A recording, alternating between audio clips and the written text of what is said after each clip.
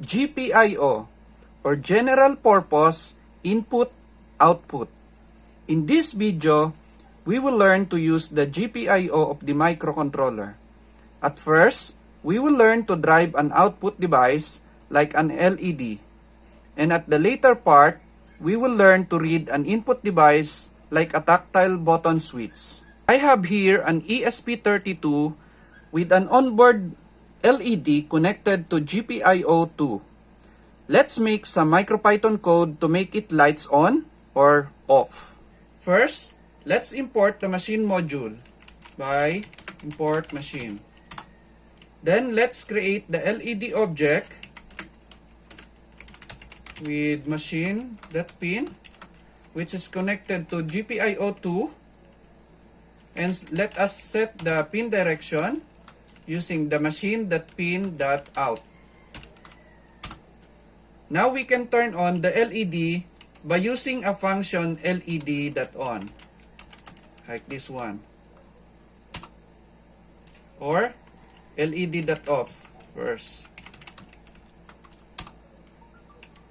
Let's try again the on or the off. We can also use the LED.value. Then let's pass a value of 1 to turn it on. Or let's pass a value of 0 to turn it off.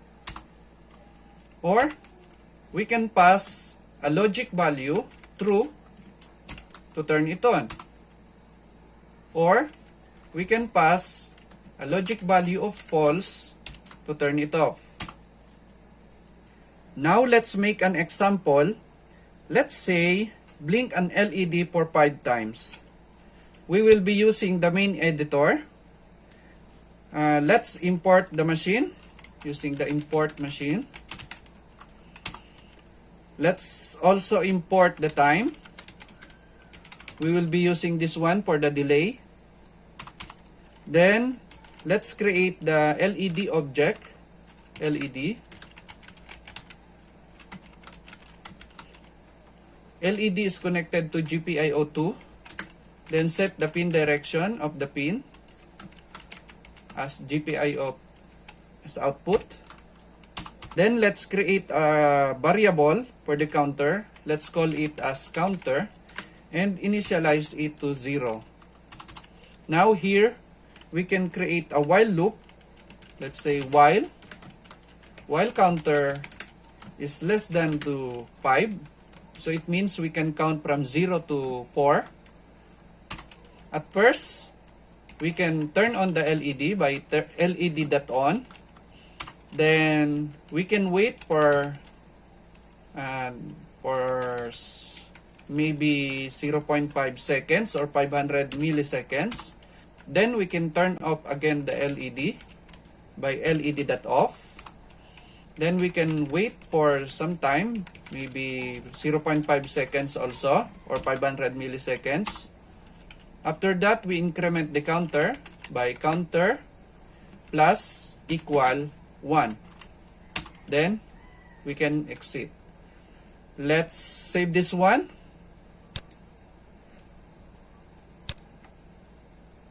As T003 or tutorial 003 is, and as an example 01.py. Let's save this one. And I also remember that I want to print something when the blinking is done.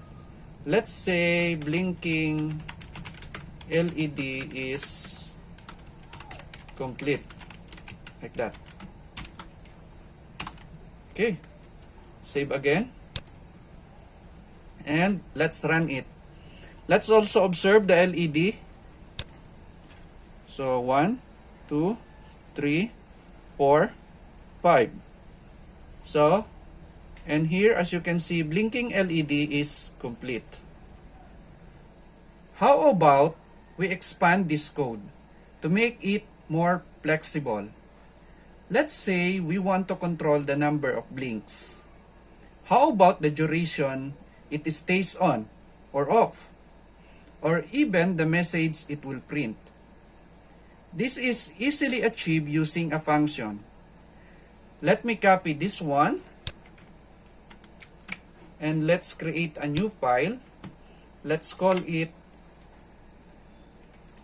let's save it as my computer T003 underscore example 02.py.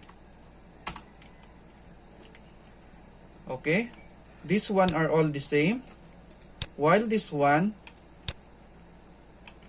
this will be enclosed inside the function. So let's create a function def. Let's call the function as blink LED n times, and for the first argument I want to change this one, so let's call it num, and I want to change the time duration of that while the LED is on. Let's call it T underscore on, while the other is T underscore off. And for the message, I want to change this one. Let's call it MSG for message. Then let's add a colon. Now this one is almost complete. We just need to copy this num. Let's put it here. So the counter will count comparing to num parameters we input. Then the T on, so this one, while the T off is this one. And I want the message to be changed, to be changeable also, like this. Let's save. And now we can run this one. Run current script. Okay, let's test it. Blink LED n times for, let's say, 7 times. I want it to stay on for 0.2 seconds, and I want the LED to stay off for 0.8 seconds. So the total for each blink is 1 second. And when blinking is done, I want it to blink, to send a message, blink or blinking done. So hit enter.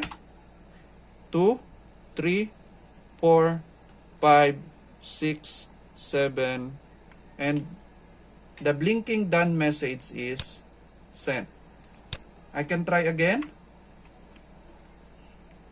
Let's make it more longer, like this, and let's change the message.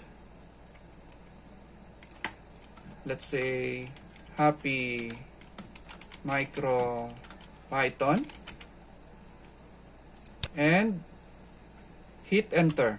1, 2, 3, 4, 5, 6, 7, and the message, happy MicroPython.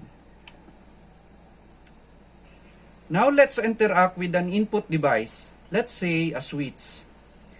This ESP32 development board does not have a user input device. It only have 2 button switch. This button is for the reset button. Its PCB marking says EN. This button is for bootloader. Its PCB marking says boot. I read somewhere that we can use it, provided that when you press it, you will not press reset at the same time, because it will put the ESP32 to flashing mode or bootloader mode. And according to the schematic diagram, this boot button is connected to GPIO 0. and it is pull up to 3.3 volts. It means it is configured as active low. Let's check it using the shell or the REPL. So first import the import machine. Then let's create an object SW for the switch. Machine.pin GPIO 0 and set the pin direction as machine.pin.in because this one is input.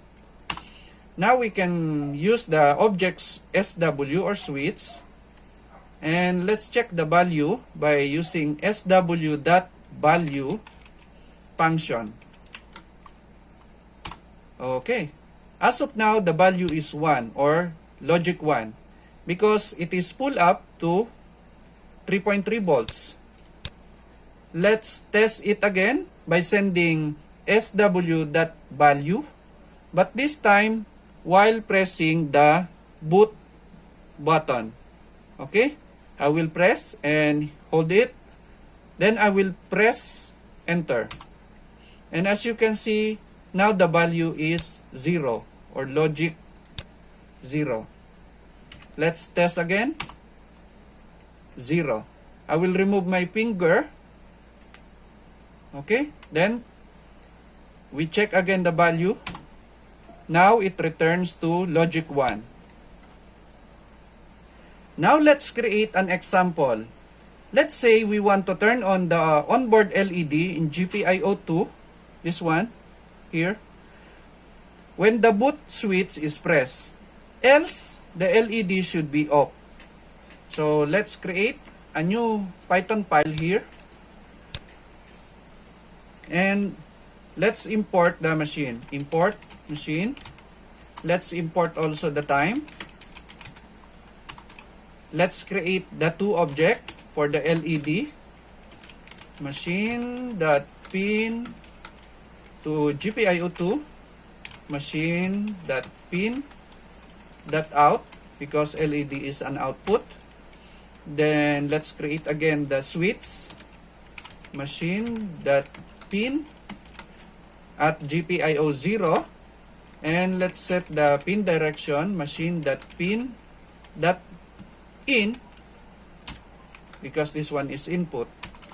Now we can use both this object. Let's say, let's create an eternal loop while true so that it will keep running. And let's say if switch.value is equal to 0, I want it to turn on the LED.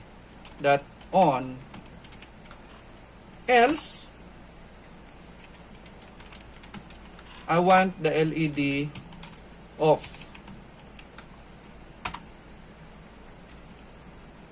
Let's save this one.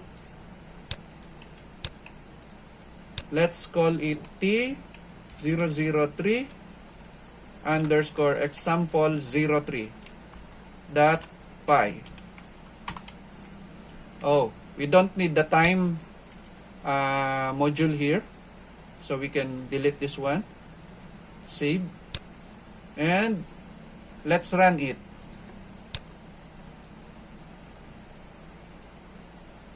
So when I press the boot switch, the onboard LED should be turned on. Okay. While removing my finger, the LED should be off. Like this. Okay? That's it. If you have any question or suggestion of topics you want me to cover, please feel free to write it in the comment box provided, and I will be more than happy to answer it. And if you enjoyed this video, please give me 2 thumbs up by liking and sharing this to your friends. And most of all, please do subscribe. Thank you, and have a good days ahead. Stay safe, everyone. See you in the next video. Bye.